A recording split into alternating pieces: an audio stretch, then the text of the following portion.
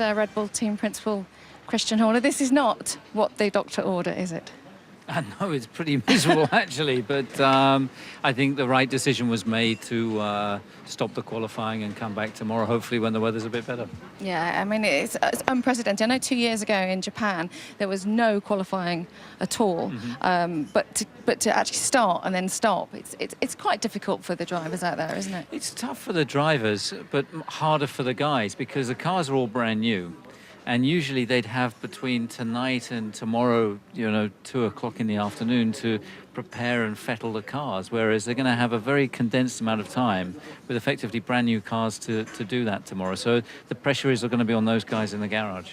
And effectively, what kind of data have you been able to gather from this weekend anyway so far? Because we've had a bit of dry, a bit of wet, and it's not been really very helpful, has it, for any of the teams? Well, we had a good day yesterday, so I think we managed to get some very good data from yesterday's running. Then we managed to get a little bit of dry running in this morning.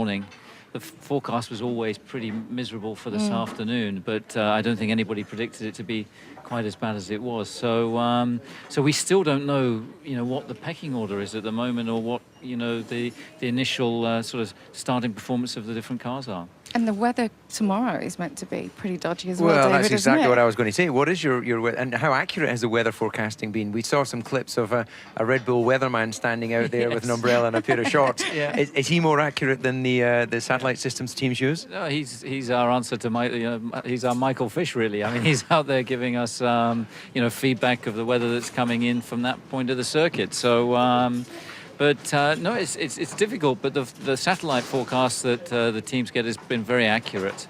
And all the satellites that we're looking at for tomorrow are saying a dry race. So, hopefully it should be okay. Now, you did look superb in the dry, and a lot of people were saying, the Red Bulls are way ahead of everyone else in testing. Nobody was really sure where you were, but obviously you were pretty confident at the end of those tests.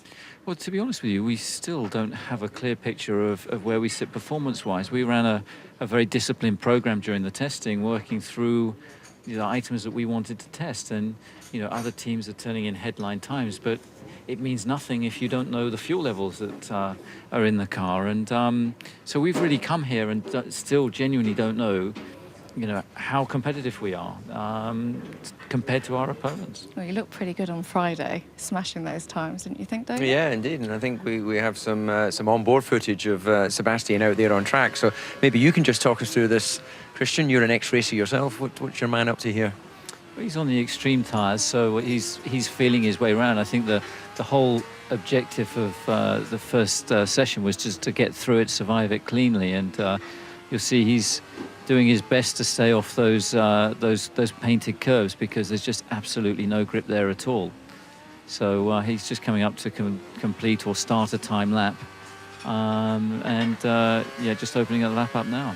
I think we can see a little bit of Mark Webber. He's the home driver. I think this is where he had a slight moment on the way into the corner, and then just had to open the corner up and run across the grass there, but thankfully didn't do any damage. Yeah, brave stuff in those conditions, and I think I'm glad I'm not out there anyway. You remember, you mean? They definitely, the drivers, all of them, they earn their money on days like today. I mean, it's when visibility is poor like that, the car's aquaplaning, it's moving around, even in a straight line, it's really tricky conditions. All right, so look, if it's dry tomorrow, as predicted, what can you guys do out there? Well, I think the first thing for us is to try and get in 2 good laps in Q2 and Q3 tomorrow. Qualify as high up as we can. It's tricky to overtake here. The benefit about today is that we're going to be taking more new sets of tyres into the race, and we've then got to work out what strategically is the best way to run that race. But we're going to have a very limited amount of time to work out that strategy. So there's going to be a lot to do in a short space of time tomorrow. Just very briefly, given that you have had the chance now to see your opposition out there running on a Grand Prix track, can you sort of hone in on what you think the pecking order? I'm not saying you're the quickest, but let's presume, put you to one side, what do you think the order is based on running? I think you can see that Mercedes have made a step this year, and I think the Lewis Hamilton effect, will definitely put pace into their car.